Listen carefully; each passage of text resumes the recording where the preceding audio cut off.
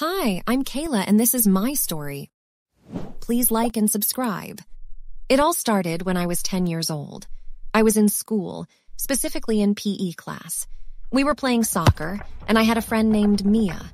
We always played on the same team, except for that day when the teacher separated us and put Mia on the opposing team. We were having fun playing until Mia kicked the ball and accidentally kicked my leg with full force. I fell to the ground, and the teacher quickly came to help me out of the field. She gave me some ice to put on the spot where it hurt. Mia apologized to me a lot, and I forgave her and told her it was just a small kick. When I got back home from school, my mom noticed a bruise on my leg and asked me, "What caused this bruise, Kayla?" "It's no big deal. It was just a kick from my friend Mia while we were playing." "Okay, change your clothes and come have lunch with us." I went to my room, cleaned the bruise with a cotton ball soaked in antiseptic, changed my clothes, and headed to have lunch with my family, as usual. So, everything was fine that day, but the next morning I felt a sharp pain in the same spot. I told my mom, and she said, "Don't worry, bruises turn blue and are painful for a while, then the pain goes away, and the mark gradually disappears." I agreed with her and went to my school. All the girls were playing during the break, except me, who sat on a wooden chair in the schoolyard because the pain was like a needle in my leg. Mia came over and asked, "Hey, Kayla, what are you doing?" "I can't play. I'm tired." She sat down next to me and asked, "What's on your mind?" To be honest, the bruise on my leg hurts so bad that I can't walk without limping. "Come on, Kayla, don't be a kid. It's just a little bruise.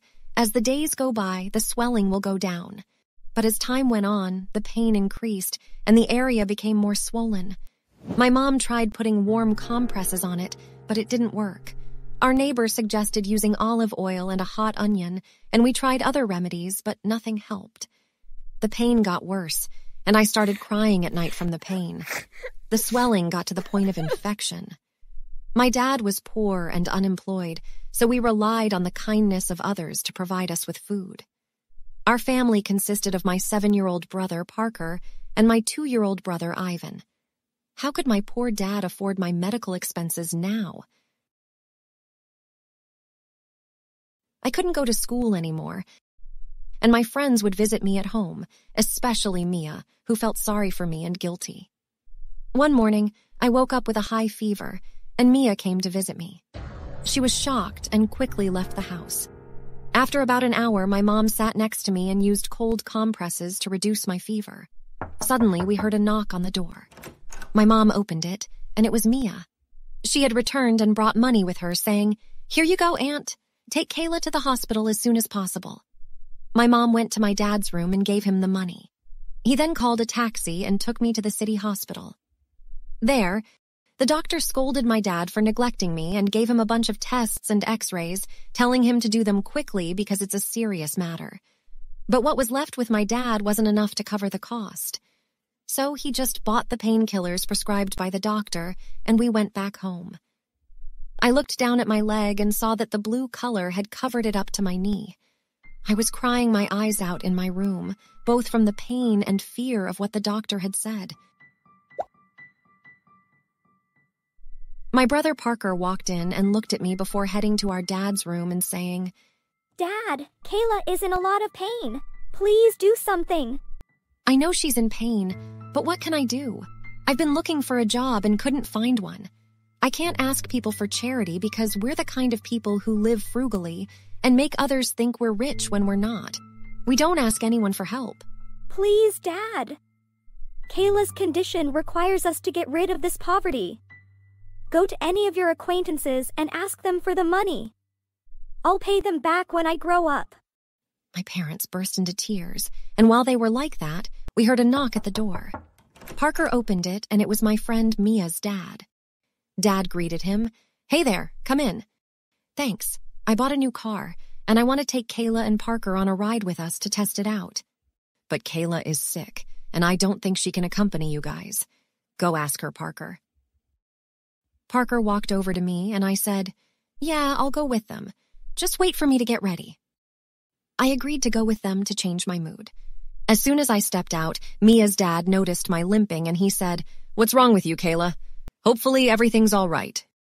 I remained silent, and my dad replied, "The doctor said her leg has swollen a bit. I bought her some medicine and she'll hopefully recover soon, God willing." And then what? Is medicine the only solution? It seems like a bigger issue than just medicine. No, Uncle. The doctor said it's a serious issue and he gave her some tests and analyses to be done urgently. Parker! I'm sorry to hear this. Why didn't you tell me? I consider myself your brother. It's all right. Let's go, Parker. Louis and Mia are waiting in the car. We headed towards the car. Louis was sitting in the front seat with his dad. He was 3 years older than me, while Mia, Parker, and I sat in the back seats. We went to the doctor, and he did all the necessary tests, analyses, and radiology imaging. Mia's dad paid for all the costs, and they asked us to come back in a few days to get the results. We went to the forest and spent some time talking and enjoying ourselves. Louis and Parker were playing while Mia and I were talking. After a few days, Mia's dad brought the test results and took me to the doctor himself. The doctor was flipping through the papers and then said in a sad voice, "I'm sorry, my dear. I won't hide it from you. You have cancer. A malignant disease that spreads rapidly. The only solution is to amputate your leg up to the knee. If you wait your turn in the government hospital, you'll wait a long time and it'll be too late. But if you go to a private clinic, it'll cost you little much." The news shocked me, and Mia's dad held my hand and said, "Don't be afraid. I support you." "Sir, there's a psychotherapist at the clinic. You can talk to her to help Kayla." "No need for it. Don't be sad, little one. Everything that God afflicts us with is good for us. Thank God I am satisfied with what God has ordained for me." We left the hospital and headed towards our house. Then Mia's dad told my parents what the doctor said, and my mother burst into tears. My father apologized to me a lot. Mia's father left the house, and we started thinking about the expenses of the operation. My father asked his family members and friends for money. He collected a considerable amount, and Mia's father added the remaining amount to conduct the surgery.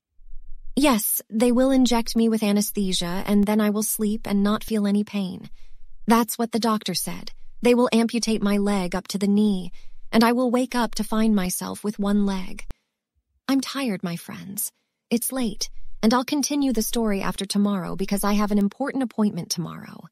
Take care and don't forget, I'll be waiting for you after tomorrow to tell you the rest of my story.